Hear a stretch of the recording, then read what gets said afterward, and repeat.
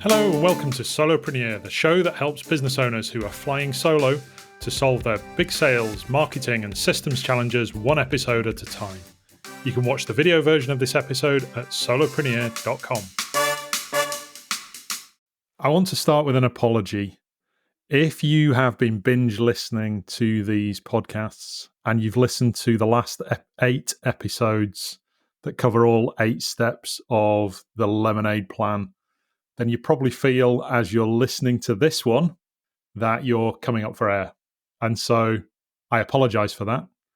However, in experience of, 12 years working with solopreneurs like you, most businesses that are struggling to hit the goals that they set for themselves are missing at least one of those 8 steps in the process. And as a result of that, not achieving the objectives that they set themselves either at the start of the year or when they started their business, not getting the outcomes from that because of one of those 8 reasons. So I do apologize. Let's just recap in this episode what that whole L to E process and systems look like and feel like and why they're important for your business, and hopefully help you troubleshoot how you can address, before they become an issue, some of those potential issues. So let's get into it.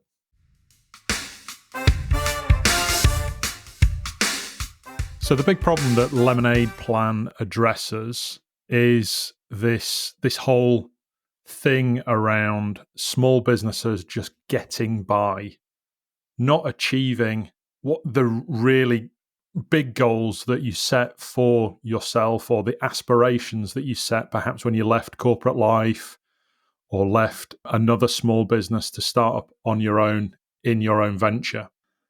Alan Dibb, in his book, The One-Page Marketing Plan, calls the problem that most small businesses encounter happy accident marketing. And what he means by that is that most businesses don't really have a plan that's predictable from end to end, from somebody discovering you for the first time through to, in the Lemonade Plan, that would be the endorsements, the review, the referral, or the repeat sale.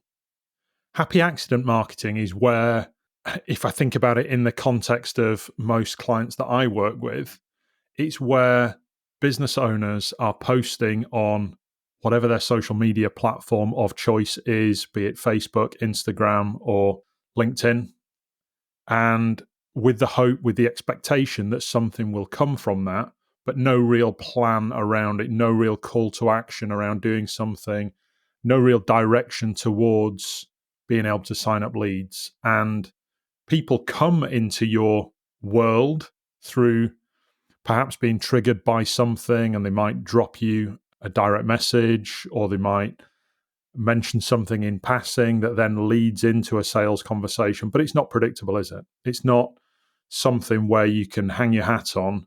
If you do X, you will get Y and Z results. So I really like that phrase, happy accident marketing. And that's what Lemonade helps to address. It's also, and I love the whole, when I was playing around with, I'm a big acronym person, when I was playing around with acronyms that might describe that sales and marketing set of processes and how to systemize it, it was the height of summer, and you'd be going for a walk around town, to the park, in the countryside. And one thing that I love when I do all of that is, at the end of a nice walk, to go and sit down in a pub beer garden and have a drink. And lemonade is my drink of choice on hot summer's days. And I really like the kind of concept of how perhaps when you take your eye off your drink and it starts to go a little bit flat and loses its fizz, there were some analogies there that we can play into the mix as well. So I don't want your business, now that you've enjoyed going through the 8 stages of Lemonade in the last 8 episodes, I don't want your business to lose its fizz. So let's focus on where in Lemonade your business might be suffering the most with that risk of it losing its fizz.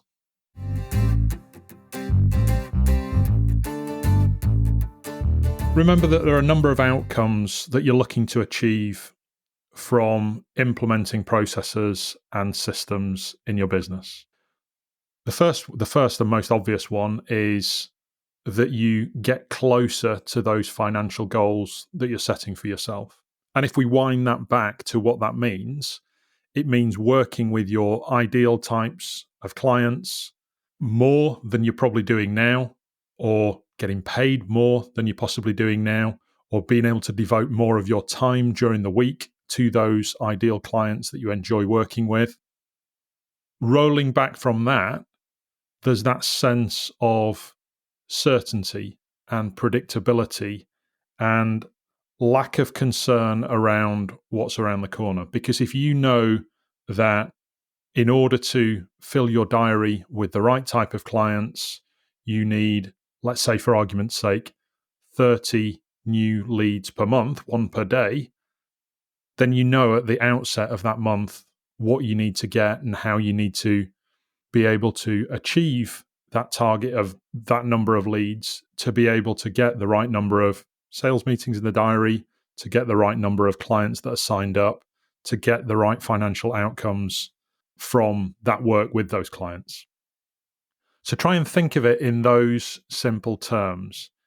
If I want to get X number of clients that I'm working with on a monthly basis, how many meetings do I need to have in order to get to that point? How many sales meetings do I need to have to get to that point? Call it what you like: sales meetings, sales discovery meetings, strategy calls, visits. If you're working perhaps with a B2C customer, how many of those do you need to be able to get on a weekly or a monthly basis?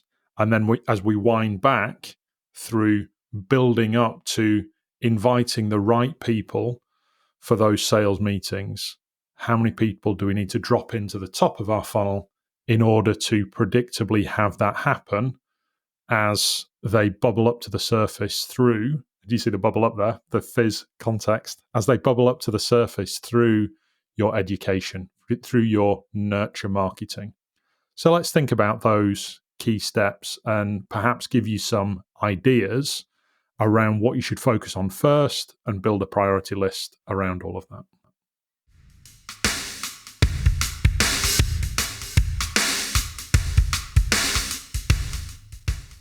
Let's start with some numbers. So I mentioned there that you might need 30 leads just by way of example, because it's easy, it's one lead per day, in order to achieve your objectives. Obviously, when you're playing around with these numbers, adjust accordingly.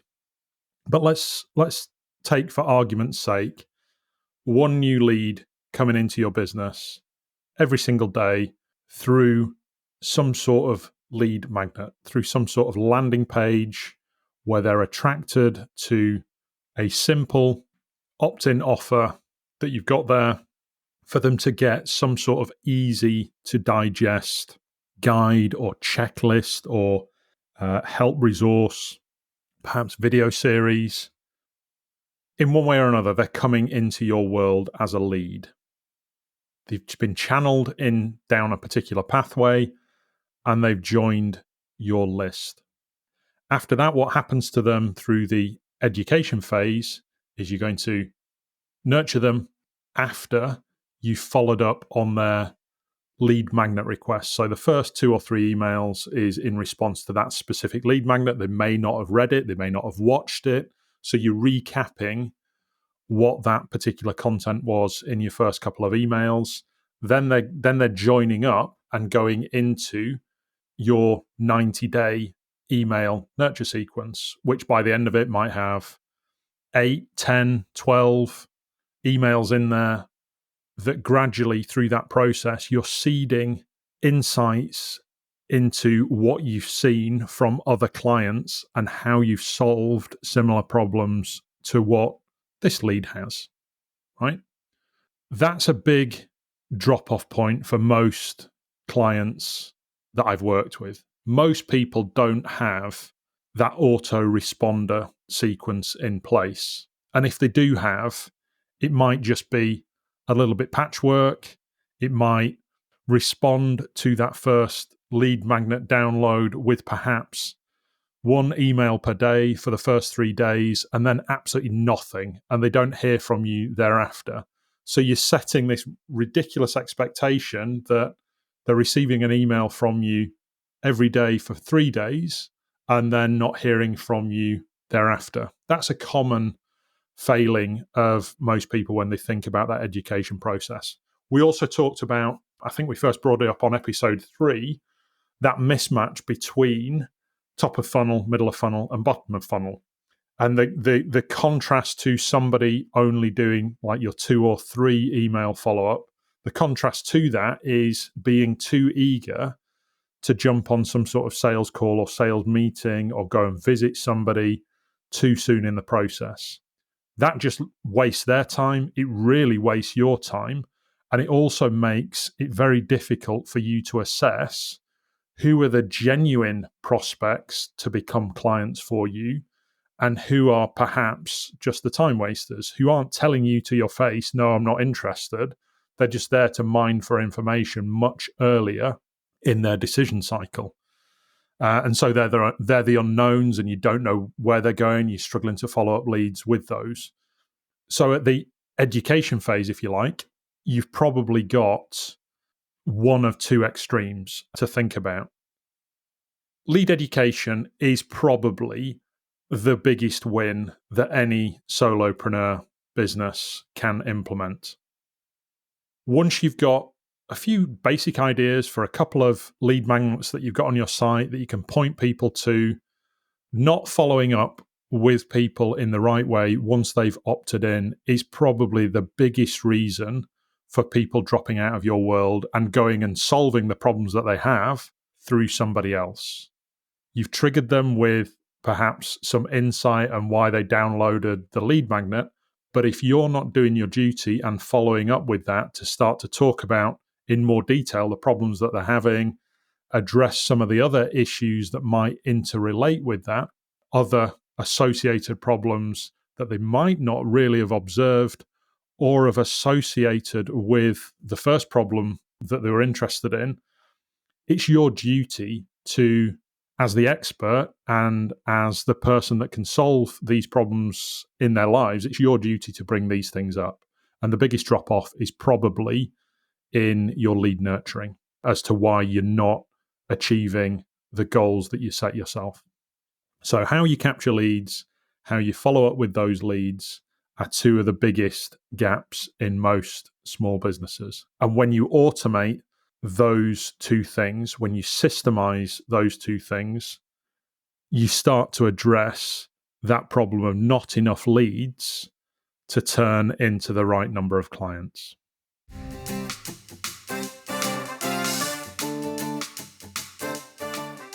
So just to recap on at what stage in your education and nurturing process you're going to start seeding the idea of this lead booking some time with you, whether it's a face-to-face appointment or an online type one. You're probably going to do that by about email 5 or 6, a week to 2 weeks into the process. So they'll have had enough content from you to position you as an authority in your area of expertise. They'll have probably got some good insights into that first problem and perhaps some related problems. They'll have perhaps also, in that nurture, seen how there are various questions that they should be asking to solve it. You remember we talked about the SAQs, the should ask questions. So from about email 4 to 6, that's where you can start to seed the idea of them booking some time with you. They know enough by that stage that it's probably not going to be a completely wasted call with you. You don't have to do it in every email thereafter. Bear in mind, you'll probably be sending 10 to 12 emails to them as part of that 90-day sequence. Just seed little calls to action to book some time with you at the foot of those emails, probably every other email or every 2 or 3 emails in there so that they can start to use that term again, bubble up and book some time with you in your diary.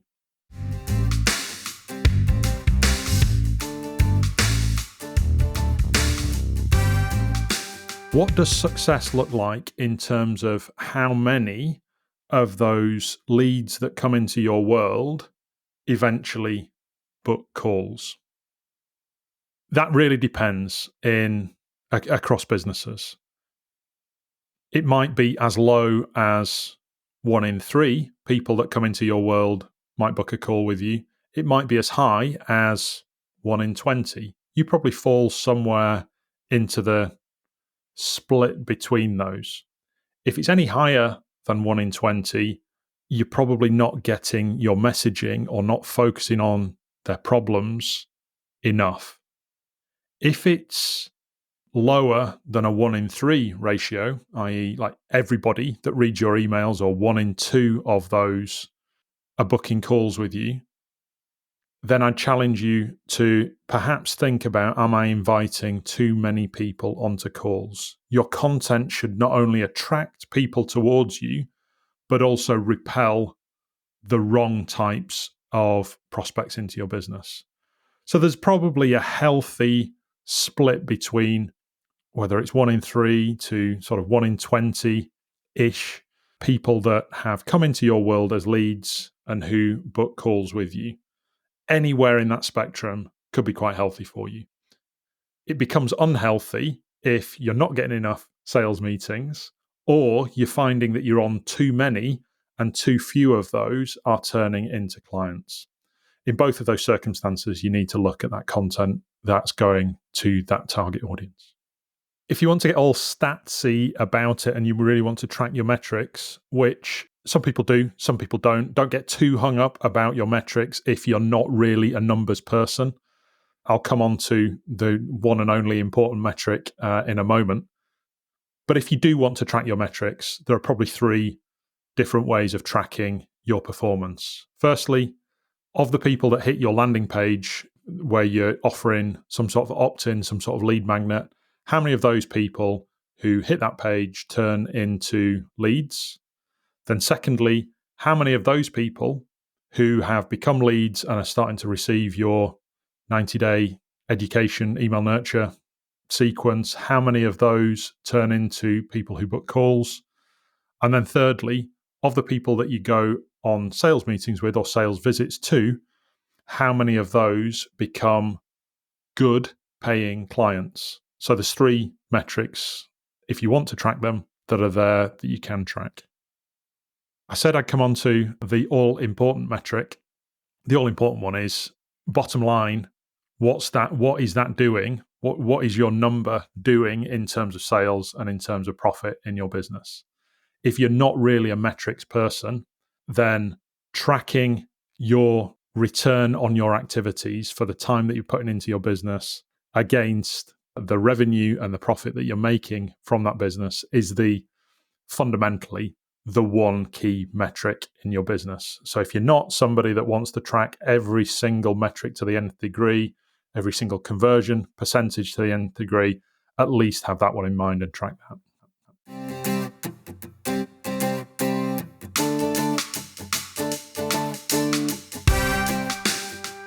So I talked there about the first 5 processes in Lemonade, the lemon, if you like, everything from getting a lead for the first time through to somebody becoming a new client and the key metrics in there. If you're not hitting your goals in your business and there's a gap between those goals that you set and the results that you're getting from that, in all likelihood, it probably relates to one or more of those first 5 processes. And my money would be on one of those very first 2 processes, either that you're not getting enough leads into your funnels, or that you are either giving up too quickly on those leads and not educating them anywhere near enough that they trust you to have sales meetings, or you're being too desperate and too sales breathy, if you like, and inviting too many people onto sales calls before they're ready to do so. That's my guess, that probably your biggest failings or your biggest opportunities to improve are in one of those first two processes if you're not hitting your goals. Let's just say a few things about the final three process steps, because it's probably in those final three process steps, making add-on sales, delivering the work, and getting endorsements for the work that you do, that will make you feel like you're running a meaningful business. If your clients trust you enough to give you more work pretty quickly in that delivery process and want you to do more with them, that's a really, really good sign. That all comes from how you onboard your clients, how you welcome those new clients into your world, and how you gently and subtly seed those ideas around other things that would improve, enhance the outcomes that your clients likely to get. In terms of how you deliver the work and turning that into endorsements for the work, one of those three R's, it's all about clarity, right? It's about keeping your clients up to speed with where you're at, what you're doing, when they're likely to have achieved the objectives that they set out for, especially if it's a long-running project, or if it's a short thing, a short fix, how can they be fit in to your world to solve that? So, long project versus short project. Delivery is all about, or successful delivery is all about, being proactive and being open and being clear and transparent in your communications around what that looks like. The endorsements side of things, how many reviews, how many referrals, how many repeat sales you get further down the line, is generally speaking down to two things: how well you've done those first 7 processes. So have you left them with a feeling that you are a good person and a trustworthy person to give reviews, referrals, or repeat sales to? And also having a process to just simply ask for them. And if you remember, there's a mirrored process between, certainly on reviews and referrals, there's a mirrored process between asking for those things and where that lead first came into your world from. If they came from LinkedIn, is there a review testimonial that they can give you on LinkedIn? If they came via a referral from somebody else, is there a way that they can refer you to others who would also benefit from your services? So remember that mirroring process there.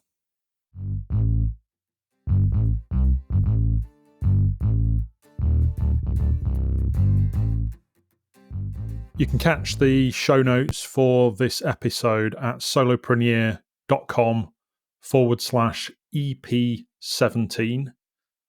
And when you're on there, you'll also be able to see a link to create your own bespoke marketing planner. So I'd encourage you to look at both of those things and to enjoy and value and plan for a better future for your solopreneur business. On the next episode, I'm going to dive in a little bit further into the first one of those most likely problem areas in your business, namely the lead generation side of things. How do we find enough leads to be able to turn those into enough clients that we need for our business? Thanks for listening to this episode of the Solopreneur Podcast. Remember that what we learned today builds more value if there's a plan to take action on it tomorrow. So head to solopreneur.com and check out our growing community of action takers and all the training and software that you need to build a scalable business without breaking the bank. And if you value the show, please help others to discover it too by leaving us a review wherever you get your podcasts, or by sharing a link to an episode on LinkedIn or wherever your finger does its scrolling.